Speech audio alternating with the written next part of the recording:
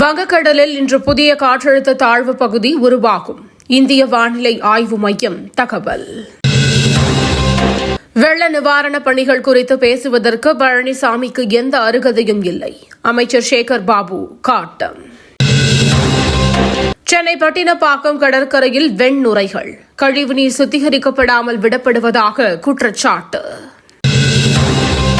ஆங்காங்கே சாலைகளில் கொஞ்சம் டேமேஜ் இருக்கத்தான் செய்யும். சேதமடைந்திருக்கும் சாலைகள் குறித்த கேள்விக்கு அமைச்சர் மா சுப்பிரமணியன் பதில்.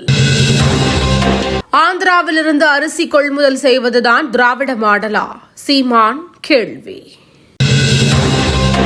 சென்னை மாநகராட்சி தூய்மை பணியாளர்களுக்கு 3 வேளை இலவச உணவு. தமிழக அரசு அரசாணை வெளியீடு. கோவில் நிதியில் வணிக வளாகங்கள் கட்டக்கூடாது. இந்து சமய அறநிலையத்துறைக்கு சென்னை உயர்நீதிமன்றம் உத்தரவு.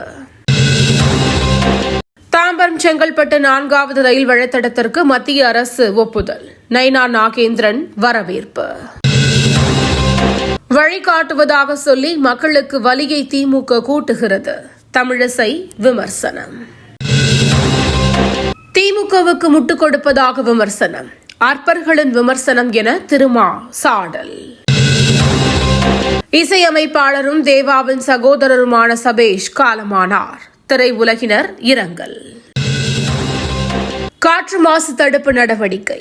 டெல்லியில் உள்ள சாலைகளில் தண்ணீர் பீச்சி அடிக்கும் பணி தீவிரம். பீகாரில் இந்தியா கூட்டணியின் முதலமைச்சர் வேட்பாளர் தேஜஸ்வி யாதவ் தேர்வு.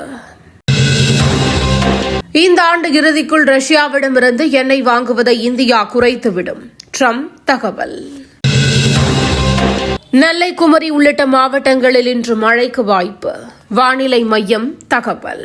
தினந்தோறும் காலை தலைப்புச் செய்திகளை உடனுக்குடன் தெரிந்து கொள்ள வணக்கம் இந்தியா நியூஸுடன் இணைந்திருங்கள்.